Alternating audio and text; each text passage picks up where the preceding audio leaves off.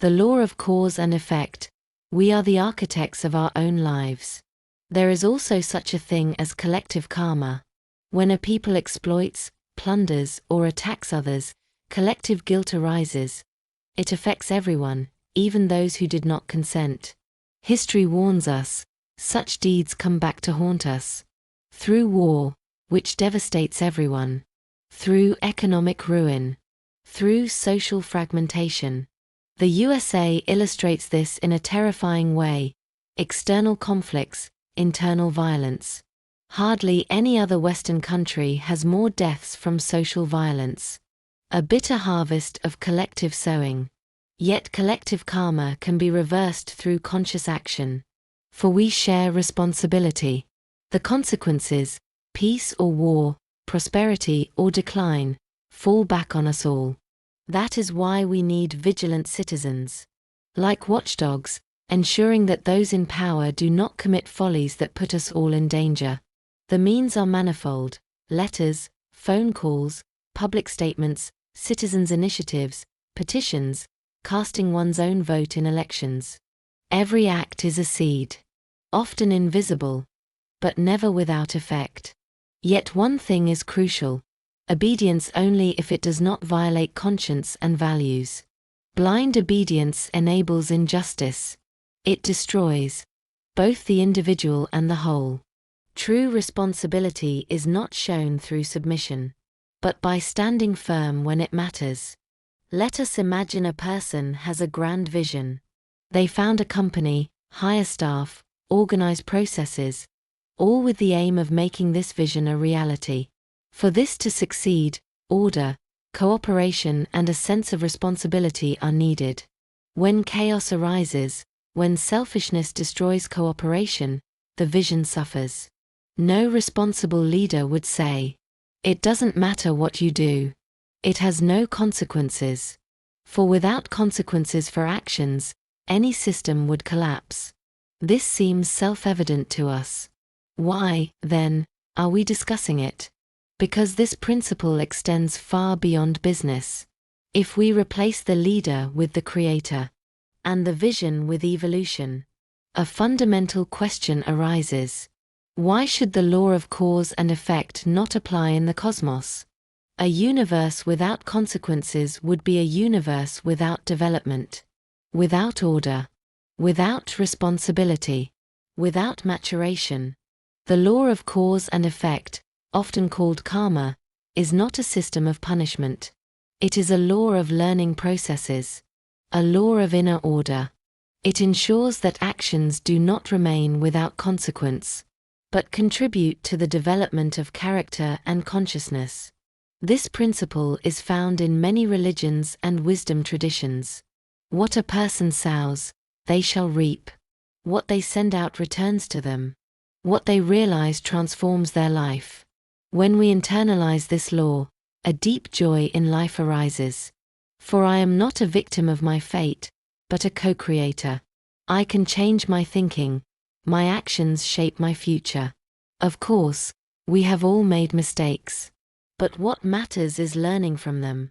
Equally important is a nuanced view of suffering. Not all suffering is the result of guilt. Some suffering serves the growth of consciousness. Many great spiritual teachers have experienced this. Yet at the same time, the following applies. Actions have consequences, sooner or later. This understanding can fundamentally change our lives. It makes us mindful, responsible, and free. For we realize joy or frustration, peace or conflict, cheerfulness or suffering. Much arises from our own thoughts and actions. If I consider the historical context, at the time the Bible was written, 373 AD, there were very wealthy people who had, however, incurred a great deal of guilt. Christianity was already the state religion, and the rulers, too, had often made themselves very guilty. If I now tell the rich and powerful that their sins are all wiped away and they will go to paradise if they accept the Christian faith, I have certainly won them over. Power and wealth can continue to be accumulated. That has made the church very rich. Admittedly, This is hypothetical, but at least it is a sound business model. However, it is a deception of the people, for they believe their actions will remain without consequences, since forgiveness is available. Viewed globally, we can clearly see that there is considerably more colonialism and warfare in the Christian cultural sphere than in cultural spheres where people consciously live by the law of karma. Time and again one hears there that this is good for karma.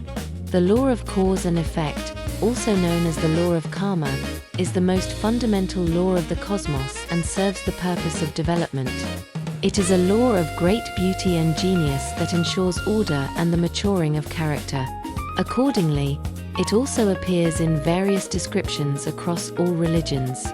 When one internalizes it, it generates a sense of purpose and enthusiasm, for one can determine one's own destiny and shape one's own well-being and future. I am not powerless, but rather the creator and shaper of my own serenity and contentment, of my present and future. I can look back with satisfaction. Oh yes, I have made some mistakes, but I have learnt from them and changed. And that is what matters. Conversely, whenever I face suffering or illness, I can ask, what might the causes be? It is very important to realize that not all suffering is caused by guilt. There is also suffering that is necessary for the further ascent of consciousness. All the great masters have gone through this. Conversely, however, every act of guilt produces an effect, sooner or later. Is it not wonderful that we are the creators of our own life reality? In complete freedom, much lies in our hands, in our actions and words. That makes me mindful, for I am aware that everything has a consequence. Perhaps we as humanity are at a turning point today, a point where it is a matter of becoming aware that we shape the future together. If people deeply understand and live by this law, violence and wars could diminish, suffering could be reduced, community could grow. The law of cause and effect is an invitation to responsibility, to maturity, and to consciously shaping life. If we have internalized this and live accordingly, we can achieve paradisiacal conditions. It is worth spreading the word about this. We are also at a point where the survival of humanity is at stake. Thank you for sharing. This is not a theory or hypothesis. It has now been extensively researched and confirmed scientifically. More on this in the documentary.